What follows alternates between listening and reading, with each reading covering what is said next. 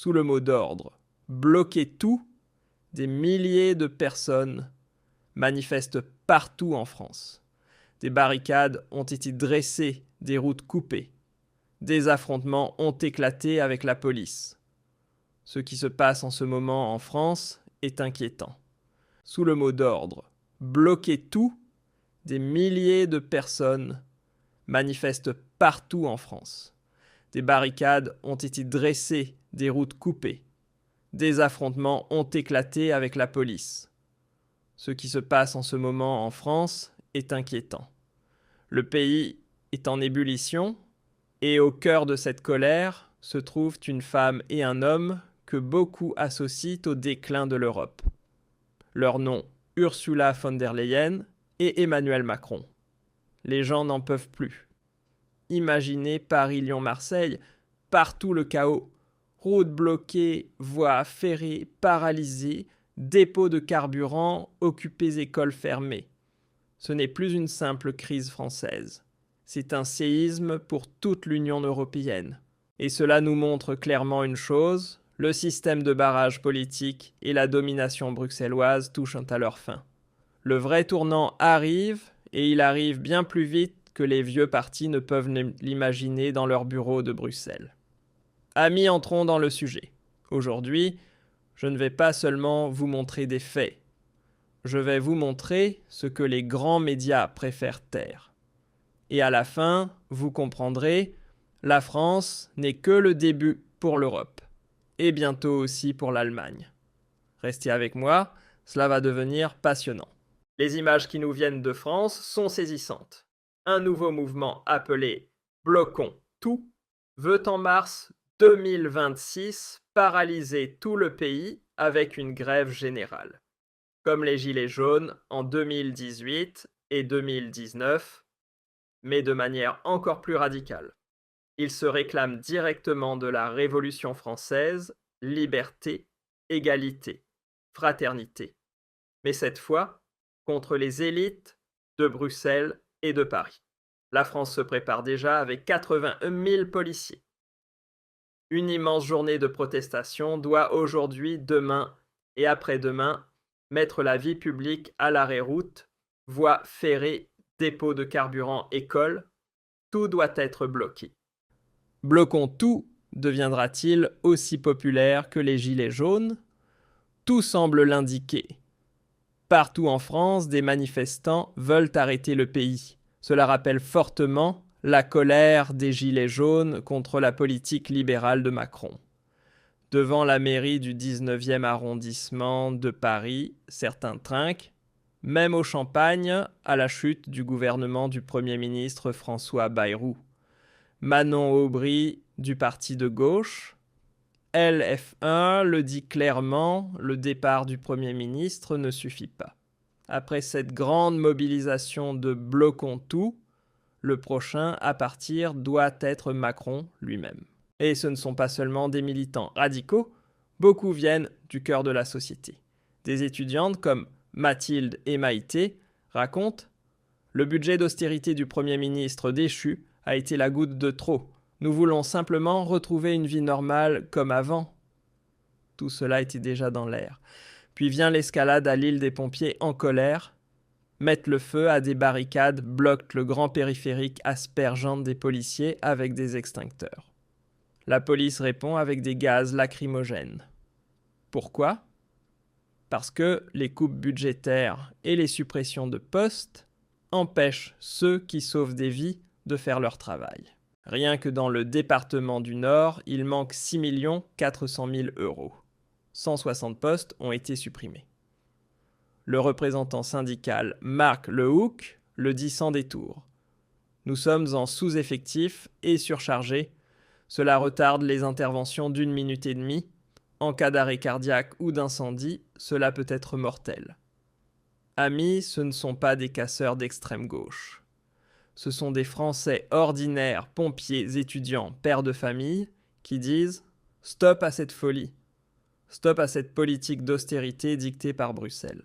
Et c'est précisément là que tout devient explosif. D'abord les faits, puis les conséquences.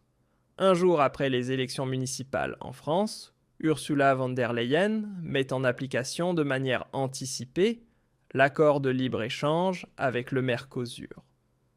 Exactement cet accord contre lequel la France, la Pologne, la Hongrie, l'Autriche, l'Irlande et même l'Italie protestent depuis des mois. Le Parlement européen a voté contre par 334 voix contre 324. Même les Verts ont soutenu cette opposition. Ils ont dit clairement cet accord est incomplet, mal rédigé. Il ne protège ni nos agriculteurs, ni nos normes environnementales, ni nos standards de consommation. Il doit être entièrement réexaminé par le Conseil. Et que fait von der Leyen ? Elle le met quand même en vigueur, à partir du 1er mai. Comme ça. Une gifle pour tous ceux qui croient encore à la démocratie. Une provocation directe contre les agriculteurs. Ils descendront de nouveau dans la rue, comme en janvier à Strasbourg, lorsque les tracteurs avaient paralysé les centres-villes, du bœuf bon marché venu d'Amérique du Sud, du soja sans standards environnementaux, des produits qui seraient interdits ici. Pendant que nos agriculteurs, eux, se battent contre toujours plus de bureaucratie et des coûts toujours plus élevés. Le moment choisi est le scandale absolu. Un jour après les élections municipales, où le Rassemblement national de Jordan Bardella et Marine Le Pen est devenu de très loin la première force politique. Si elle l'avait fait avant le second tour, l'indignation aurait été encore plus grande. Mais elle a eu peur, peur du peuple, peur de la vérité. Et maintenant, elle est définitivement discréditée. Pas seulement à droite, mais dans tous les partis en France. Lors du prochain vote de défiance, bien plus de voix se dresseront contre elle, de la gauche à la droite. Et savez-vous pourquoi le Rassemblement national est devenu aussi fort ? Parce que les Français en ont assez. Dès le premier tour des gains massifs, au second tour des résultats historiques.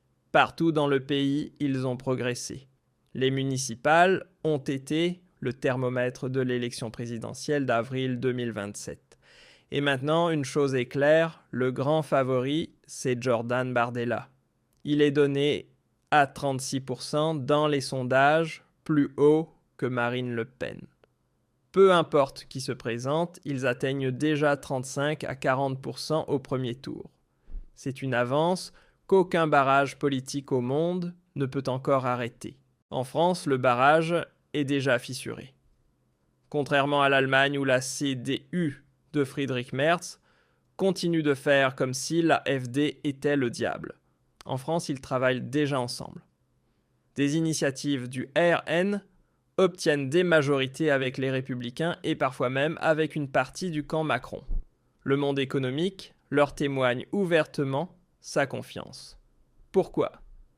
Parce qu'il sait qu'il a affaire à des responsables politiques francs, cohérents, qui disent ce qu'ils font et font ce qu'ils disent. Pas comme la CDU qui débite des slogans de campagne pour faire ensuite exactement le contraire. Le Rassemblement national, ce ne sont pas des populistes au sens négatif. Ce sont des patriotes. Et les Français le ressentent. La France est le pays le plus endetté d'Europe. 3 000 milliards d'euros de dette, bientôt 5. L'économie est à genoux. Les gens peuvent à peine payer leur vie quotidienne. Et c'est précisément pour cela qu'ils disent maintenant « stop à cette folie ». Stop à cette Union européenne qui nous dicte quelles ampoules nous pouvons utiliser, quel bruit nos voitures ont le droit de faire et quand nous pouvons nous chauffer. Stop à cette politique de frontières ouvertes qui a transformé des quartiers entiers en zones de non-droit. Stop à cette hystérie climatique qui rend tout plus cher pendant que les élites passent devant nous dans leurs voitures de fonction. Regardez seulement Paris. Le Parti socialiste lutte pour sa survie. La maire Anne Hidalgo n'a obtenu que 17% au premier tour. Dans le bastion de la gauche, dans la ville de la Révolution, de 1789, 17%. Les conservateurs dépassent les 30%, le Rassemblement national atteint 25% et la tendance monte fortement. Les socialistes restent assis dans leurs vieux bureaux poussiéreux et ne comprennent plus le monde. Ils reprennent soudain le vocabulaire de la droite, parlent de frontières et de sécurité. Mais plus personne ne les croit. Les électeurs voient clair dans leur double discours. Pendant des années, ils ont traité de raciste quiconque demandait exactement cela. Maintenant, il est trop tard. Ce n'est pas une exception française, mes amis. C'est la mort de l'ancien système. En Italie, Giorgia Meloni gouverne cette femme que les médias qualifiaient encore de fasciste il y a 5 ans. Et l'économie progresse pendant que l'Allemagne recule. En Hongrie, Viktor Orban obtient de nouveau des majorités des 2/3 malgré tous les efforts de Bruxelles pour l'abattre. Aux Pays-Bas, Geert Wilders est Premier ministre. En Suède, une coalition de droite gouverne avec les démocrates de Suède et en Allemagne, l'AfD est à 25% avec une tendance à la hausse. Ce n'est pas un hasard. C'est l'Europe qui se réinvente. L'ancien système d'après-guerre, avec ses partis traditionnels, ses frontières ouvertes et sa foi aveugle dans une Union européenne sans alternative, est en train de mourir, douloureusement, mais inexorablement. Et savez-vous ce que Donald Trump a répété encore et encore ? Europe, vous vous êtes vous-même mis dans cette situation. Mettez-y fin. La France y met fin. L'année prochaine, en avril 2027, le moment sera venu. Les Français réservent déjà des tables et des chaises dehors, achèvement du pain blanc et du vin. La victoire sera célébrée. Bardella ou Le Pen, peu importe. Le tournant arrive. En résumé, ce qui se passe en France n'est pas seulement inquiétant, c'est aussi porteur d'espoir. Le vent du changement souffle, l'ancien ordre s'effrite, les socialistes perdent Paris, von der Leyen perd sa crédibilité, l'Union européenne perd son pouvoir. La France montre que c'est possible. Le barrage tombe. La vérité gagne, et l'AfD est prête à suivre cette voie. Pour l'Allemagne,